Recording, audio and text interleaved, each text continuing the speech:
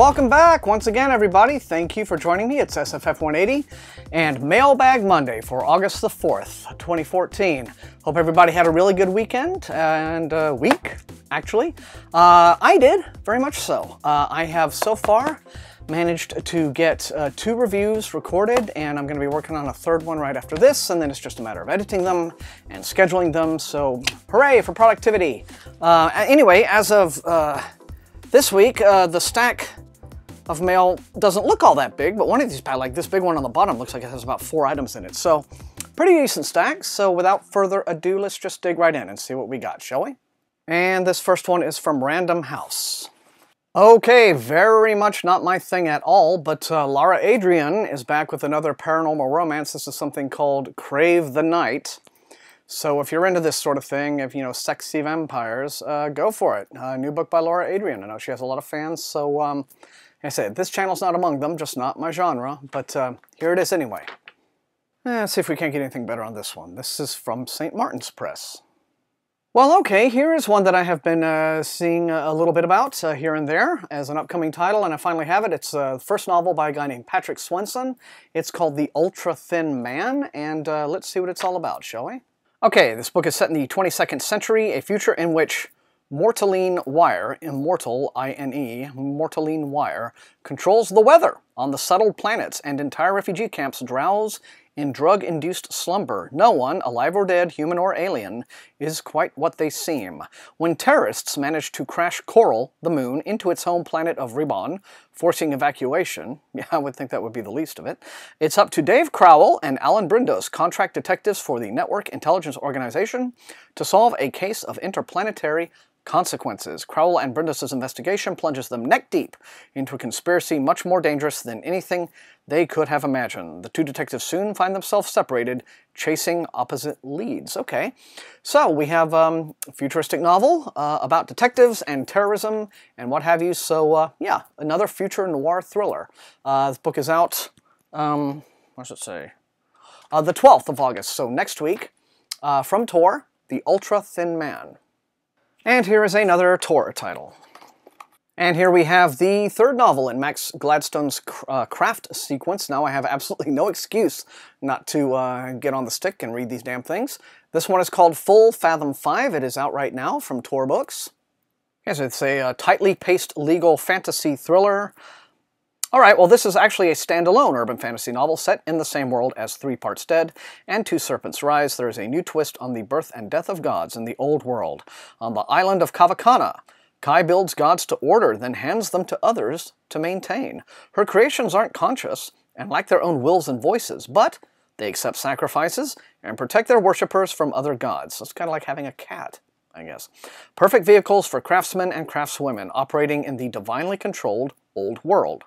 When Kai sees one of her creations dying and tries to save her, she's grievously injured. Then sidelined from the business entirely, her near-suicidal rescue attempt offered up as proof of her instability. But when Kai gets tired of hearing her boss, her co-workers, and her ex-boyfriend call her crazy, and starts digging into the reasons her creations die, she uncovers a conspiracy of silence and fear which will crush her if Kai can't stop it first. So this is Full Fathom 5. Apparently you do not have to have read the previous 2 in order to get this one. It's a standalone, and it is out right now by Max Gladstone. Okay, this is a book from Solaris Press, a company that I really like, from out of England. They do a lot of really great paperback original stuff, and this is a new book by Eric Brown, who is a very prolific writer of the new space opera, mainly, but this new book appears to be first foray into steampunk. So it's called Janie and the Greater Game. 18-year-old Janisha Chatterjee, the Cambridge-educated daughter of an Indian government minister, is coming home to visit her father on his deathbed when her airship is attacked and wrecked. Amid the debris, a stranger, monstrous but kind, saves her life and entrusts her with a mysterious device which pitches her headfirst into, quote, the greater game, the ongoing standoff between British, Chinese, and Russian powers in the Indian subcontinent.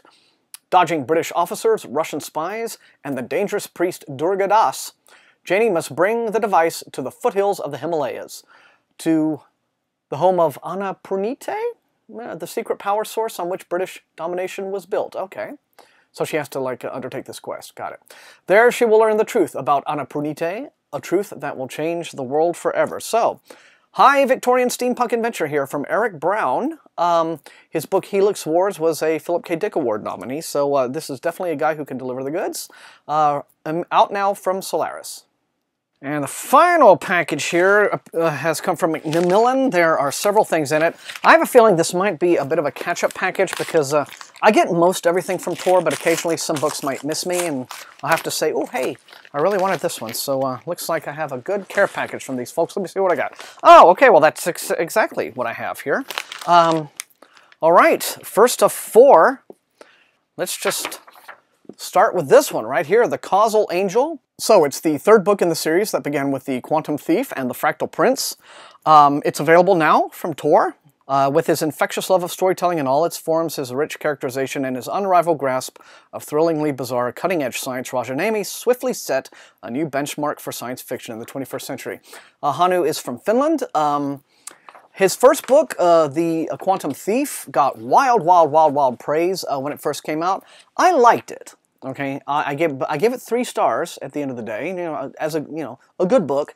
Didn't quite think it was a great one, mainly because it's a lot of work. You really do have to spend a lot of time just processing all of this information and the language in order to kind of get interested in the world. Not so much investment in the characters. This is one of those hard science fiction series that really is far more about the ideas and the concepts and not so much, the characters and the narrative. But it was still fascinating. He's still a guy who has some incredible talent, and so I am interested to finish out this series. Okay, and here's a little book from Steven Erikson, set in the Malazan Book of the Fallen Universe. This is another tale of Beauchelain and Corbel Broach. It's The Worms of Blearmouth, and I wasn't actually expecting to get a little hardback version of this. I know they do a limited hardback run, but mostly these are in trade paperback, so I'm very happy to have this little hardback. But anyway, okay, here's the deal. Steven Erikson's Malazan Book of the Fallen series is an insanely, unforgivingly demanding epic fantasy work. It's 10 volumes. It's one of those books that is, it's one of those series, I should say, that is really designed to appeal to the kinds of fantasy fans who are all about the world building and the lore and the history. If you're the kind of fantasy fan who doesn't appreciate a series unless each book is 900 pages long and it requires a 2,000 entry wiki in order to get everything down, that's the series for you. If you like that kind of fantasy, the Malazan series is for you. For new readers, it's difficult to tell them where a good on-ramp would be if you are curious but a little daunted by it.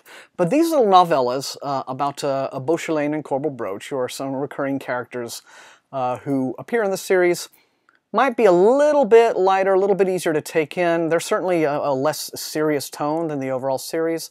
And so this might be a good on-ramp for you if you're curious about Erikson and the Malazan world. So The Worms of Blearmouth is the latest little novella or short novel release by Steven Erikson, and it's now available from Tor. All right, and this is the newest novel from Jane Linskjold. Again, it is out now. It's called Artemis Awakening. And here is what it is all about. The distant world of Artemis is a pleasure planet, created out of bare rock by a technologically advanced human empire that provided its richest citizens with a veritable Eden to play in. All tech was concealed, and the animals and the humans brought to live there were bioengineered to help the guests enjoy their stay. But there was always the possibility of danger, so the visitors could brag that they had bested the environment. Centuries later, after the great human empire was shattered by horrific war, most of the incredible technology once mastered has been lost, and Artemis is a fable told to children. That is, until rogue archaeologist Griffin Dane finds intriguing hints that send him on a quest to find the lost world. Stranded on Artemis after crashing his ship, he encounters the huntress Adara and psych-linked companion, the Puma Sandshadow. Their journey will lead Dane to discover the planet's secrets and perhaps provide a key to give unimagined power back to mankind. So here we are. New hard SF adventure from Jane Linskjold, Artemis Awakening, now available from Tor. And last but by no means least, we have Flight of the Golden Harpy. It's a novel by Susan Klaus. I think another debut novel. This is once again available now from Tor. And it is, let's see, populating the dense jungles of Dora is a wild species of harpies, half human, half bird, that the local population fears and hunts. It has long been believed that the harpies steal human women and should be avoided, or killed for their wings, which are as prized as trophies. But Carrie remembers a time when she was rescued by a male harpy with beautiful golden coloring, as she was lost in the jungle. Despite everything she's been told, she cannot escape the feeling that everyone may be wrong about the mysterious creatures. After gaining her education on Earth, Carrie means to return to her home planet and solve the mystery that has haunted her since childhood. Constant hunting by men has driven the harpies to the brinks of extinction.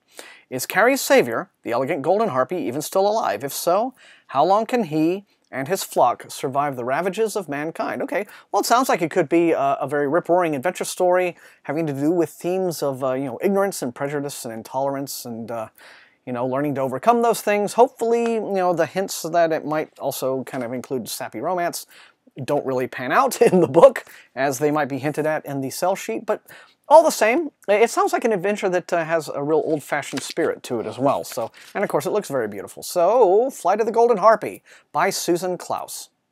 Okay, gang, that is it. That's the mailbag for this week. Looks like a really nice batch of stuff. You know the drill by now. In the comments, tell me which of these books looks most exciting and intriguing and fascinating to you. I will try to prioritize them in my review queue. And as always, if you enjoy watching, please like, share, and sub. Sharing is very, very important. Subs, again, now we're inching close to 700, so let's get those shares out there. And to help that increase, I really, really have appreciated and been very, very moved by all of the channel support that I have gotten lately. This little project of mine, to be so well supported, just really does make me feel great, and I very much appreciate it. Thank you all for watching, and until I see you next time, happy reading!